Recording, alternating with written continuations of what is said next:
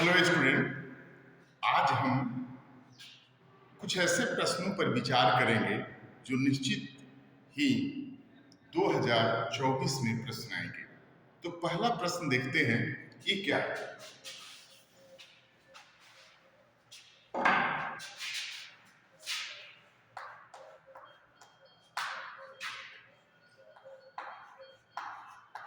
मन्नू के राजपद के सिद्धांत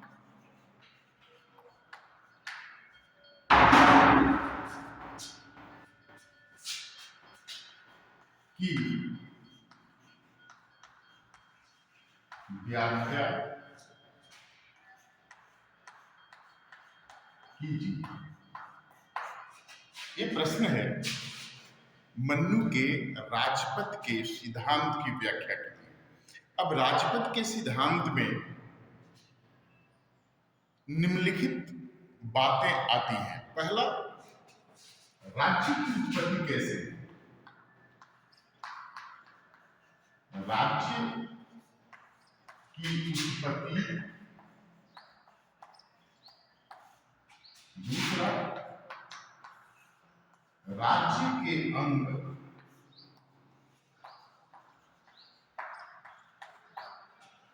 तीसरा, राजा के कार्य। राज्य की उत्पत्ति कैसे हुई, राज्य के अंग कौन कौन से हैं और राजा के कार्य क्या क्या है। तो चलिए एक एक करके हम चर्चा करते हैं। पहला देखते हैं, राज्य की उत्पत्ति कैसे। तो पहले पॉइंट पर विचार करते हैं।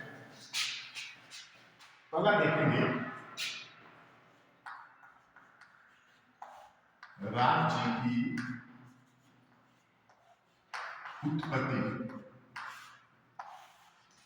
राज्य की उत्पत्ति कैसे हुई? बौद्ध धर्म ग्रंथों में ऐसा कहा गया है कि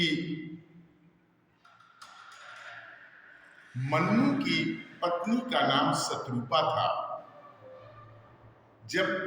और मन्नू सूर्य देव के संतान थे। ऐसा बौद्ध धर्म ग्रंथों में कहा गया है कि मन्नू सूर्य देव के पुत्र थे। एक बार विश्व में जल प्रलय आया, पूरा विश्व जलमग्न हो गया। इस स्थिति में मन्नू ने सूर्य भगवान से अपने जीवन की रक्षा की विनती की। सूर्य ने अपने पुत्र के जीवन की रक्षा किया। तो एक नाव में मन्नू, उनकी पत्नी शत्रुपा और उनके 5 बच्चे बच गए, जिसमें से 2 पुत्र और 3 पुत्रियां थी। इन्हीं 5 बच्चों से पूरा संसार बसा। तो इस प्रकार बौद्ध धर्म ग्रंथ के अनुसार मन्नू और शत्रुपा के संतान ही पूरा विश्व है। दूसरा,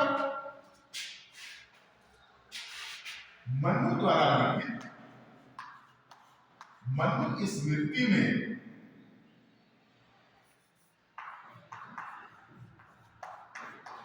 मन्नू स्मृति के 7वें अध्याय में यह कहा गया है कि एक बार ब्रह्मा जी ने कुछ पुण्य आत्माओं को पृथ्वी लोक पर भेजने का निर्णय लिया। उस समय केवल स्वर्ग लोक और नरक लोक था, पृथ्वी लोक नहीं था, क्योंकि यहां जन्म जीव जंतु मनुष्य नहीं था। ब्रह्मा जी के मन में एक विचार आया कि चलिए कुछ पुण्य आत्माओं को सुख प्राप्ति के लिए हम पृथ्वी लोक पर भेजते हैं। तो उन्होंने कुछ पुण्य आत्माओं को पृथ्वी पर भेजा। उस समय केवल 2 ही लोक थे जहां जीवन था। एक था स्वर्गलोक और दूसरा था नरक। स्वर्गलोक में पुण्य आत्माएं और नरक लोक में दुष्ट आत्माएं रहती थी।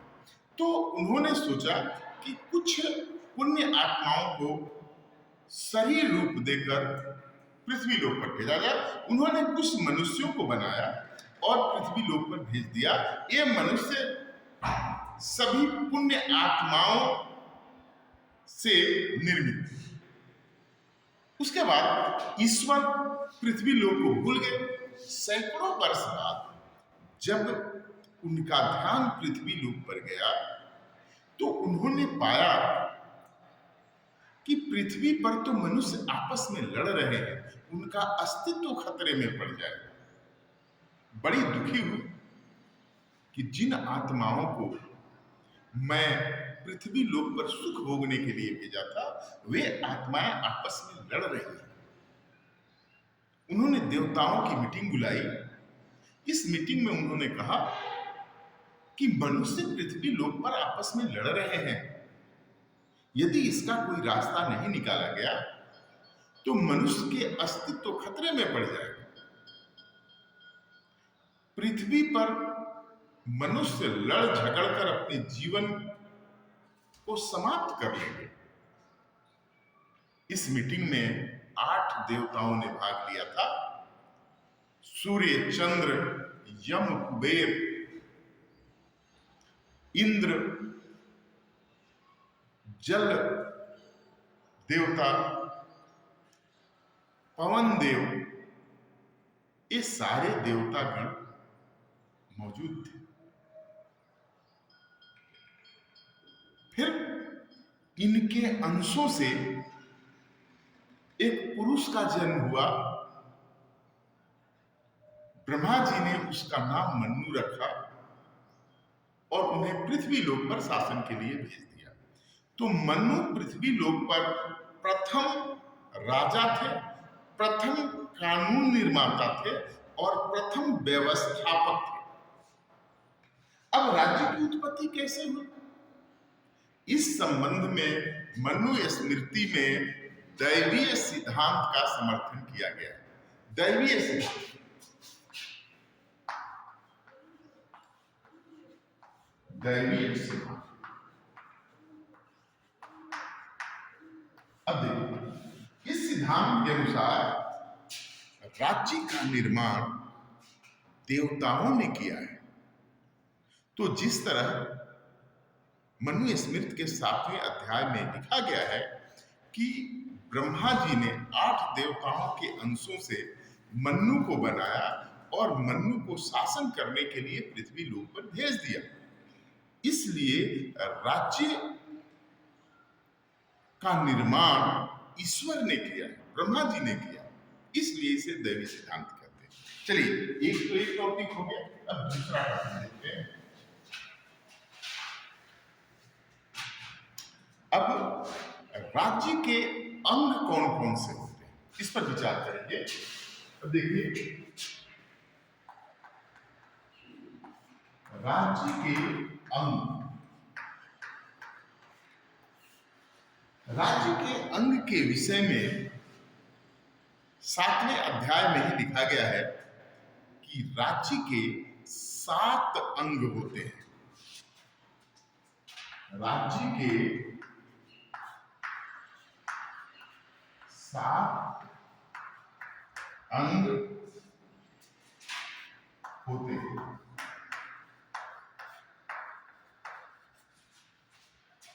इसे सप्तांग सिद्धांत कहा गया। इसे राज्य के सप्तांग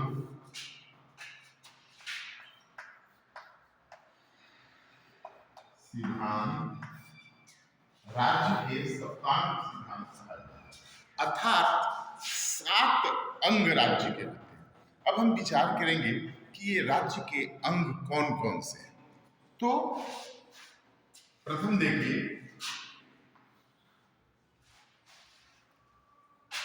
इस पर विचार करते हैं कि राज्य के 7 अंग कौन कौन से हैं।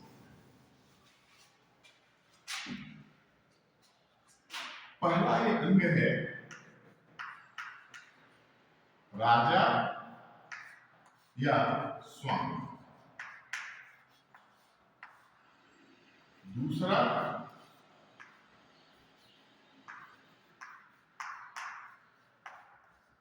अमात्य, कहीं कहीं अमात्य भी लिखा हुआ है, कहीं कहीं इसे अमात्य शब्द भी लिखा गया। अमात्य या मंत्र। तीसरा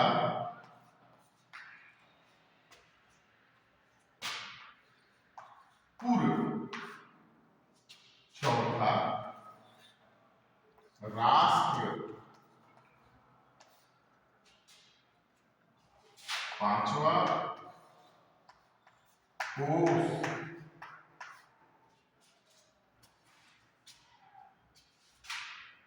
छठवां दंड या सेना। और सातवां मित्र। तो राज्य के 7 अंग होते हैं। इसमें राजा या स्वामी, दूसरा अमात्य या मंत्री, तीसरा पुर, चौथा राष्ट्र, पांचवा कोष, छठा दंड और सातवां मित्र। ये 7 अंग होते हैं। अब एक एक करके इस पर विचार करते हैं। राजा ये प्रशासन का हेड होता है।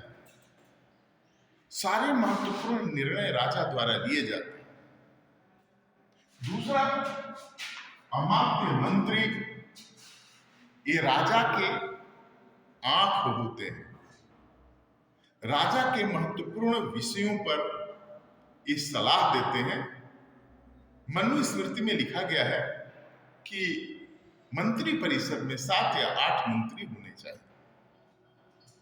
इनकी नियुक्ति राजा द्वारा की जाती है।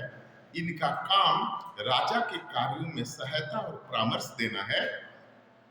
उनका परामर्श राजा मानेगा या नहीं मानेगा, यह राजा के विवेक पर निर्भर करता है। तीसरा पूर्व, जिसे आप राजधानी कहते हैं। पूर्व वह जगह होता है जहां राजा का निवास स्थान होता है। नेक्स्ट पॉइंट देखेंगे राष्ट्र। राष्ट्र का अर्थ जनता और भूमि से है। राज्य की जनता और भूमि को संयुक्त रूप से मनु ने राष्ट्र कहा है। उसके बाद कोष। कोष जहां कर जमा होता है। उसके बाद दंड। दंड या सेना, उस समय 4 प्रकार की सेनाएं थी। पैदल सेना, रथ सेना, अश्व सेना, गज सेना। उसके बाद मित्र। नेक्स्ट है मित्र, जो आपको दुख सुख में आपका साथ दे, वो मित्र कहते हैं। अब जो इंपॉर्टेंट बात है कि राजा का कार्य क्या है। What are the duty of the king.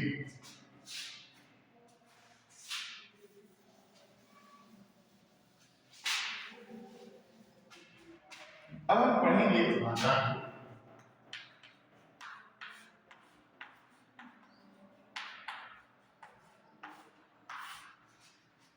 यह प्रशासन का हेड होता है। सारे कानून का निर्माता होता है। न्याय का स्रोत होता है। वह कार्यपालिका, व्यवस्थापिका और न्यायपालिका का प्रमुख होता है। अब प्रश्न उठता है कि क्या राजा निरंकुश है? तो राजा निरंकुश नहीं है। राजा पर कई प्रकार का प्रतिबंध होता है। एक तो धर्म का प्रतिबंध होता है, दूसरा मंत्रियों का परामर्श उस पर प्रतिबंध का काम करता है, तीसरा जनहित का कार्य करना उसके लिए आवश्यक होता है। और चौथा, राजा यदि कोई गलत काम करता है तो उसके लिए दंड की भी व्यवस्था है। मनुस्मृति में लिखा गया है, जिस समान अपराध के लिए यदि कोई जनरल व्यक्ति करता है अपराध तो उसको 1 क्षण की सजा दी जाती है। उसी अपराध को यदि राजा करता है तो उसे 100 क्षण की सजा दी जाती है। अब ऐसा क्यों लिखा गया है कि राजा स्वयं कानून का निर्माता है, राज्य स्वयं कानून बनाता है, यदि वही उसका उल्लंघन करे तो उस पर सामान्य जनता से 100 गुना दंड लगाना चाहिए। तो राजा पर धर्म का नियंत्रण होता है, मंत्रियों का नियंत्रण होता है, जनता के कल्याणकारी कार्य करने का नियंत्रण होता है, और चौथा, दंड का नियंत्रण। तो राजा निरंकुश नहीं है, राजा को बहुत सारी शक्तियां दी गई है, लेकिन यदि राजा कोई धर्म का उल्लंघन करता है, राजा जनता पर अत्याचार करता है, राजा बड़ा बड़ा अपराध करता है या जन कल्याणकारी नहीं करता, तो वैसे राजा को हटाने का अधिकार प्रजा को है। चलिए अब हम देखते हैं राजा के कार्य क्या है।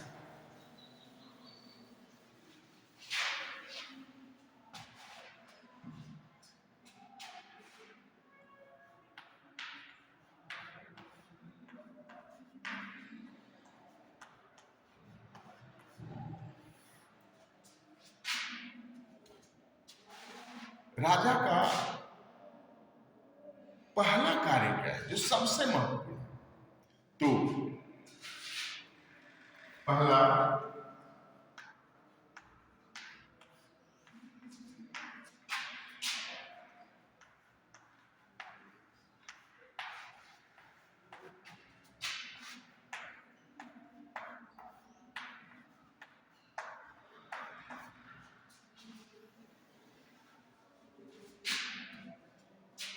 राजा का सबसे प्रमुख कार्य है जनता के जीवन की रक्षा करना। जैसे मैंने आपको बताया कि मनुस्मृति के 7वें अध्याय में लिखा गया है कि जब पृथ्वी लोक पर लोग आपस में लड़ रहे थे तो ऐसा लग रहा था कि मनुष्य के जीवन का अंत हो जाएगा, विश्व में कोई मनुष्य बचेगा ही। इस समस्या के समाधान के लिए भगवान ने, ब्रह्मा जी ने राजा को बनाकर पृथ्वी लोक पर भेजा और उसे आदेश दिया कि तुम्हें कानून बनाना है, नियम बनाना है, लेकिन हर हालत में जनता के जीवन की रक्षा करना। तो राजा का प्रमुख कार्य जनता के जीवन की रक्षा करना। अब वो रक्षा कैसे करेगा? एक तो आंतरिक खतरों से, ये आंतरिक खतरों से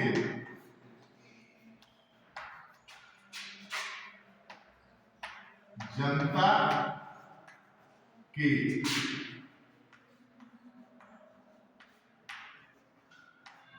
जीवन की रक्षा करना। आंतरिक खतरा जैसे चोरी, डकैती, हत्या जैसे अपराधों से व्यक्ति के जीवन की रक्षा करना। कोई महामारी, एपिडेमिक आ गई, महामारी आ गई, जैसे अभी आपने देखा कि कोरोना आया था, तो इस प्रकार महामारी आ जाए तो जनता को आर्थिक मदद पहुंचा के, औषधियों से उसका उपचार करा के उसके जीवन की रक्षा करनी है। जितना संभव हो सके उसके जीवन की रक्षा करनी है। दूसरा, यदि कोई सूखा या बाढ़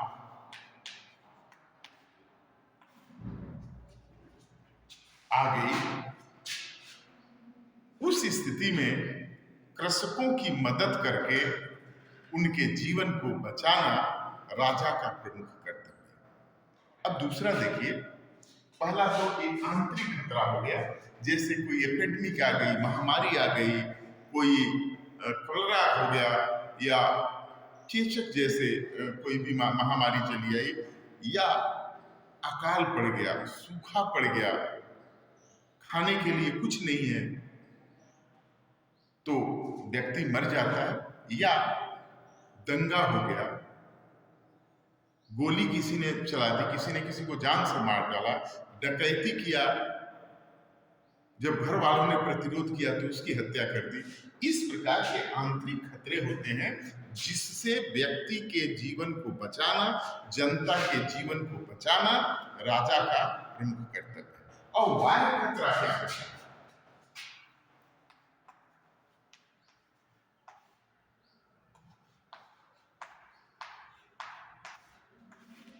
वह खतरा यह होता है कि जो खतरा राज्य के अंदर से नहीं आता बल्कि बाहर से आता है, उसे कहते हैं बाह्य खतरा। जैसे किसी देश ने एक दूसरे देश पर हमला कर दिया तो इसे बाह्य खतरा कहते हैं। या किसी राजा ने किसी एक प्रांत, राज्य के किसी एक प्रांत में ऐसे रोग या कोई ऐसी बीमारी फैला दी जिससे वह राज्य संकट में आ गया, तो उस स्थिति को भी, जैसे ऐसा कहा जाता है कि चीन ने कोरोना को फैलाया, तो कोई दुश्मन राज्य किसी दूसरे राज्य को परेशान करने के लिए किसी महामारी का उस देश में प्रचार और प्रसार करता है, तो उसे भी बाह्य खतरा कहा जाएगा। तो देश की रक्षा करना बाह्य आक्रमण से, युद्ध से, और देश के जनता को बाहरी शक्तियों द्वारा परेशान होने से बचाना, यह होता है बाह्य खतरा। तो राजा का प्रमुख कार्य है कि व्यक्ति के, जनता के जीवन की रक्षा करे, चाहे वह आंतरिक खतरा हो या वह बाह्य खतरा हो। चलिए दूसरा, पहला कार्य, अब हम दूसरे पर आते हैं। राजा का दूसरा प्रमुख कार्य है,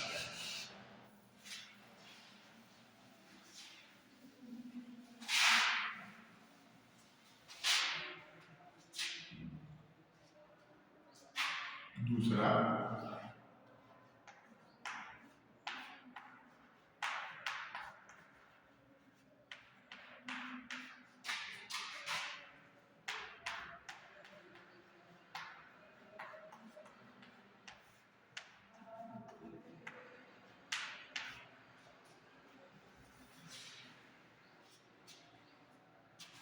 है पुर में दुर्ग का निर्माण करना। पुर का मतलब राजधानी से है, जहां राजा निवास करता है। देखिए उस समय राजा का जीवन अमूल्य था। जब दो देशों में युद्ध होता था, कोई अरी राज्य आक्रमण करता था, उस समय यदि वह राजा को गिरफ्तार कर लेता था तो उसकी विजय सुनिश्चित हो जाती थी। यह माना जाता था कि वह राज्य जीत गया। और सारी सेनाएं हार चुकी है, लेकिन राजा जिंदा बचा है, तो यह माना जाता था कि राज्य अभी पराजित नहीं हुआ है।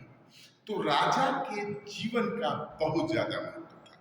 इसलिए इसमें कहा गया है कि राजा का दूसरा कार्य होता है कि पूर्व में दुर्ग का निर्माण करे और ऐसे दुर्ग बनाए जिसमें अरी की सेना आसानी से प्रवेश न कर सके, आसानी से राजा को गिरफ्तार नहीं कर सके। तो पूर्व में दुर्ग का निर्माण करना राजा का दूसरा महत्वपूर्ण कार्य है।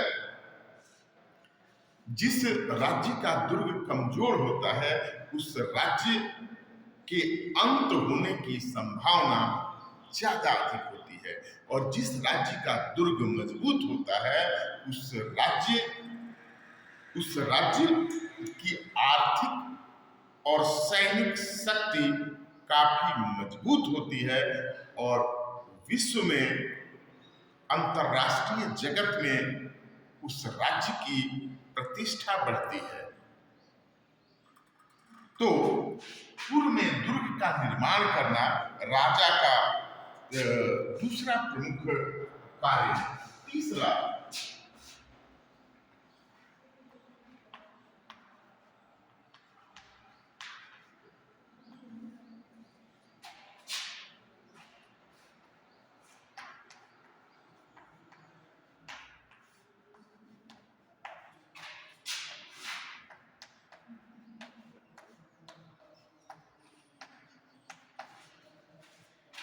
जो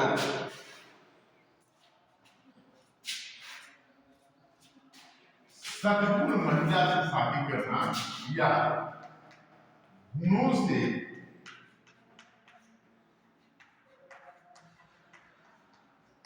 परिपूर्ण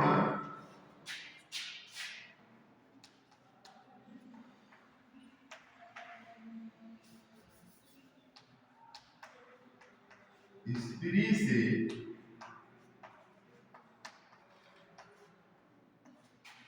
शादी कर। देखिए, मन्नू ने लिखा है कि जो महिलाएं गुणवान होती है, सच्चरित्र होती है, गुणों का खान होती है, उनके बच्चे गुणवान, तेजस्वी और बलशाली होते हैं, जो निश्चित रूप से भविष्य में देश या राष्ट्र का नाम ऊंचा करते हैं।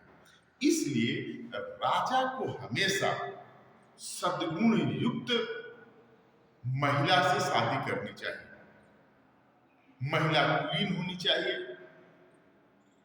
गुणवान होनी चाहिए और राज्य काज की देखभाल करने में सक्षम होना चाहिए। उसे अस्त्र शस्त्र का ज्ञान होना चाहिए, वेदों का उसे ज्ञान होना चाहिए, उसे पुरोहितों और पंडितों का आदर करने वाले गुण उसमें होना चाहिए। यदि कोई राजा चरित्रहीन या गुणहीन महिला से शादी करता है तो उसके पुत्र गुणहीन होंगे और अंततः राजा की मृत्यु के बाद उसके राज्य का अंत निश्चित हो जाएगा। जैसे आप जानते होंगे कि धनानंद जो महापद्मनंद का पुत्र था, उसके राज्य का अंत हो गया और चंद्रगुप्त मौर्य को कौटिल्य ने मगध की राजगद्दी दी। एक 5,000 की सेना 50,000 की सेना को पराजित कर दिया। तो उन्होंने कहा है कि हमेशा राजा को गुणवान महिला से शादी करना चाहिए। इससे 90% संभावना यह होती है कि निश्चित ही उसका पुत्र तेजस्वी गुणवान होगा, जो राज्य के विकास समृद्धि के लिए कार्य करेगा तथा अंतरराष्ट्रीय जगत में राजा और राज्य का सम्मान बढ़ाएगा। चलिए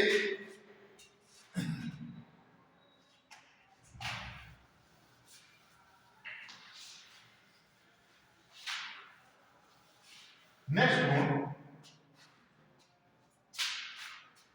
चौथा गुण है सर यज्ञ करना और दान देना।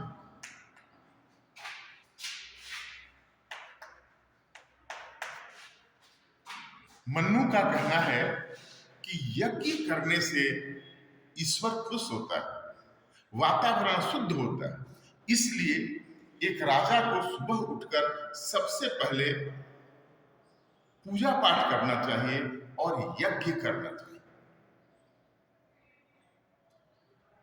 यज्ञ से ब्रह्मा जी खुश होते हैं और वातावरण भी शुद्ध होता है। दूसरा, दान की उन्होंने बात कहा है। अब दान के लिए क्या कहा है सुनिए। उन्होंने कहा है कि ब्राह्मण ब्रह्मा जी के संतान। इस युग में हम ब्रह्मा जी का दर्शन तो नहीं कर सकते,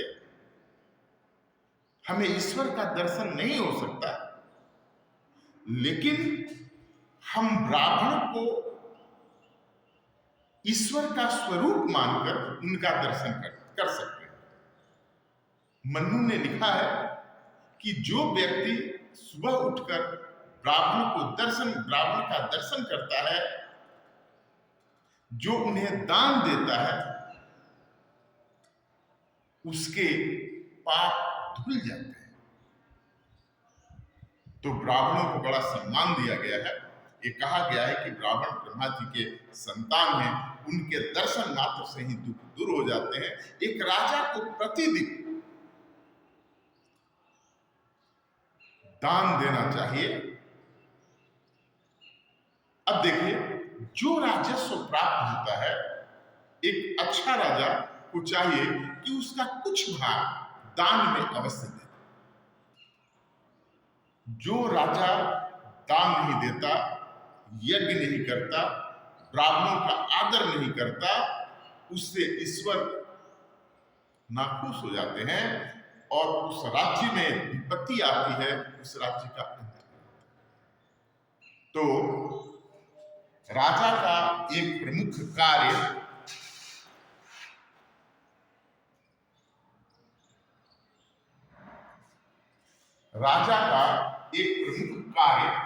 दान देना है।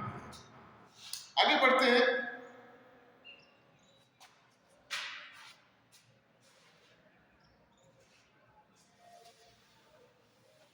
पांचवा,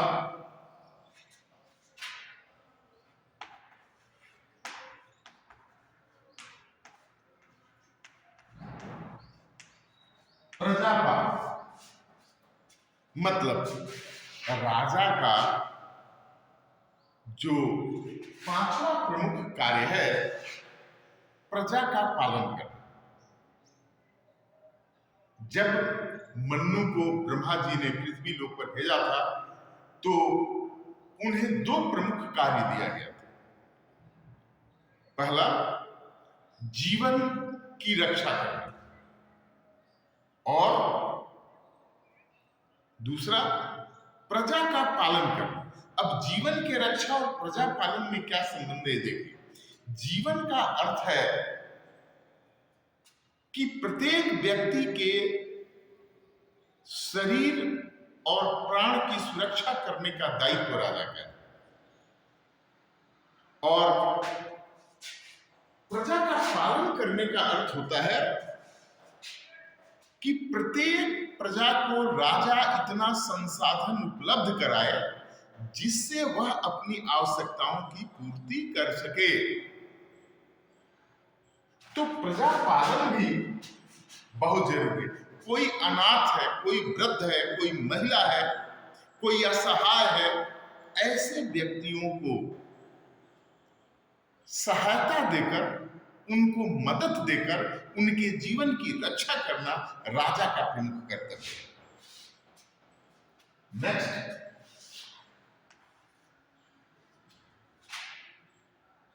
राज्य की सुरक्षा।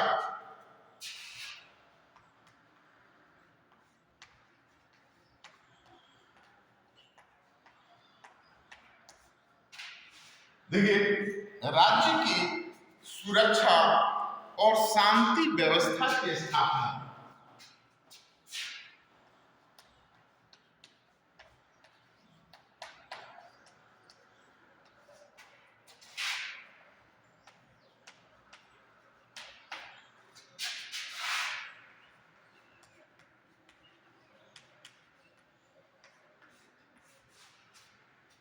राजा का कार्य राज्य की सुरक्षा करना है।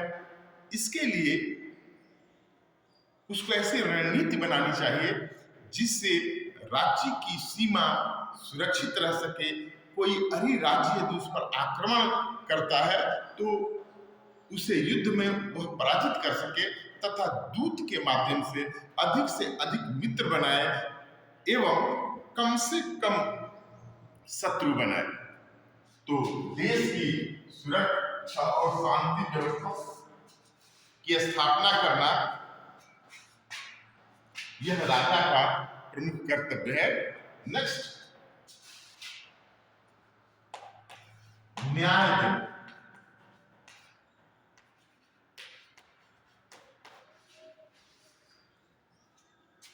राजा प्रमुख न्यायाधीश है। सभी व्यक्तियों को उचित न्याय मिलना चाहिए। इनका कहना है कि न्याय दंड के गुरुता के आधार पर देना चाहिए। न्याय में किसी प्रकार का कोई पक्षपात नहीं करना चाहिए। राजा प्रधान न्यायाधीश है। न्याय पर आधारित राज्य अस्थायी होता है। 8वां,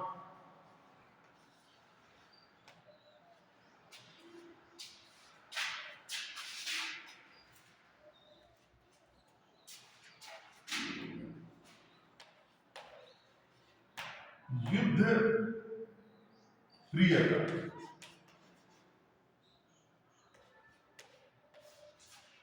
युद्ध प्रियता का अर्थ होता है कि राजा को हमेशा युद्ध करना चाहिए। इसके लिए उन्होंने अश्वमेध यज्ञ और विश्व विजेता यज्ञ 2 सुझाव दिया है कि राजा को हमेशा युद्ध लड़ना चाहिए। अश्वमेध यज्ञ किया जाता था जब राजा एक यज्ञ करता था, अपने घोड़े को छोड़ता था। जितने राज्यों में घोड़ा घूम जाता था वह उसके अधीन हो जाते थे और जो उस घोड़े को पकड़ लेता था उसके साथ युद्ध करना पड़ता था। तो उन्होंने कहा कि राजा को अश्वमेध यज्ञ और विश्व विजेता यज्ञ करना चाहिए। अपने शत्रुओं को हमेशा युद्ध में लगाए रहना चाहिए, उन्हें पराजित करना चाहिए। इससे फायदा यह होगा कि अंतरराष्ट्रीय जगत में कोई भी शत्रु आसानी से राजा पर हमला नहीं करेगा।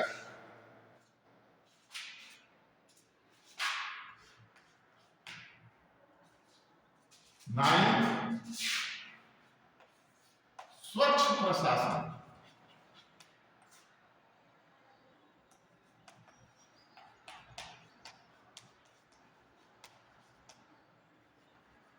व्यवस्था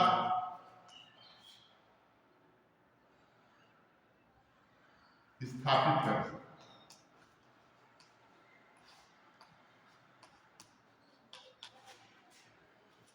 मतलब प्रशासन स्वच्छ होने चाहिए। इसके लिए राजा को योग्य अनुभवी मंत्रियों, प्रशासनिक अधिकारियों की नियुक्ति करना चाहिए। नेक्स्ट, 10वां, वैदेशिक नीति का संचालन।